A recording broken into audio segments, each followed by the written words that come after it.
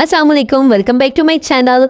आज हमारे किचन में बनने जा रहा है जी आलू गोश्त का मज़ेदार सा लजीज सा सालन। तो देखिए जी, जिसके अंदर बिल्कुल भी प्याज खड़े खड़े नजर नहीं आएंगे, जैसे कि आपने मेरे थंबनेल में देख लिया होगा। सबसे पहले कढ़ाई के अंदर घी या तेल डाल दिया, उसके साथ ही हमने बारीक काट कर प्याज डाल दिए। डालने के फ़ौरन बाद इसको जो है आपने अच्छे तरीके से भून लेना है। भूनते हुए गोल्डन ब्राउन हो जाए आपके प्याज, तो साथ ही आप इसके अंदर लहसुन और अदरक का पेस्ट डाल दें और उसके फ़ौरन बाद आपने जैसे खुशबू आने लग जाए तो उसके अंदर आपने इसके अंदर चिकन ऐड कर देना। चिकन मैंने यहाँ पर हाफ केजी लिया है और उसके फ़ौरन बाद इसको आपने अच्छे तरीके से तल लेना है, फ्राई होने देना है। फ्राई होने के बाद जब इसका कलर जो है थोड़ा सा डार्क ब्राउन की तरफ चलना शुरू हो जाएगा चिकन का, तो उसको हमने तब तक पकाना है। यहाँ पर देखें हमारा चिकन तकरीबन लाइट ब्राउन हो चुका है। तो इसके अंदर हम अब अपना जो है टमाटर और हरी मिर्चों का पेस्ट डाल देंगे। थोड़ा सा मैंने यहाँ पर पानी भी ऐड किया था ताकि जो बबल्स ऊपर आ रहे थे घी के, ये आना बंद हो जाए।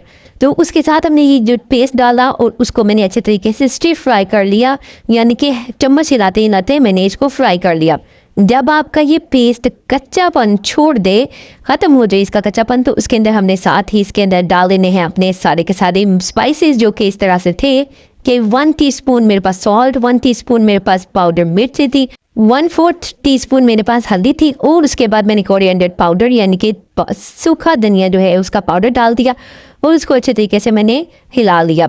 अब यहाँ पर मैंने 2 दरमियाने साइज़ के आलू लिए और उनको छील लिया और उसके बाद मैंने इसका मसाला अच्छे तरीके से भून लेना है चिकन का, यानी कि इसकी ग्रेवी जो है वो कच्चापन ना रहे स्पाइसेस का, मसालों का।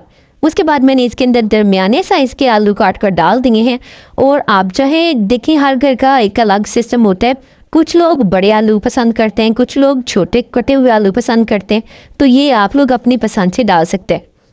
इसको भी हमने फिर से अच्छी तरीके से भून के 10 मिनट के लिए मैंने भून लिया और भूनने के बाद 2 गिलास मैंने यहाँ पर पानी लिया था। पानी जो बड़े साइज़ का जो ग्लास होता है आपके घर में, वो आपने ग्लास लेना है।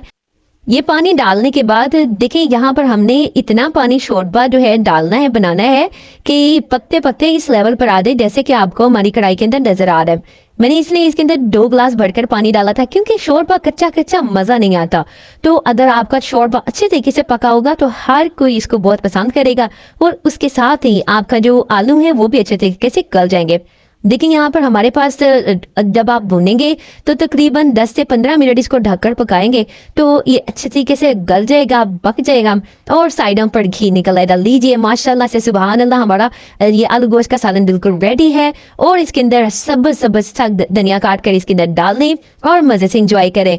आलू और गोश्त के अंदर इस तरह से पके हुए आपको बिल्कुल भी ये प्याज खड़े हुए नजर नहीं आएंगे। जब आपने अपना मसाला अच्छे से भून लेना है तो आपको बहुत ही मज़ेदार सा लजीज किस्म का शोरबा मिलेगा। आप लोग अपनी दुआओं में मुझे याद रखिएगा और जाने से पहले मेरा चैनल सब्सक्राइब जरूर करें। इसी तरह से नई नई वीडियो के लिए थैंक्स फॉर वॉचिंग। अल्लाह हाफिज़।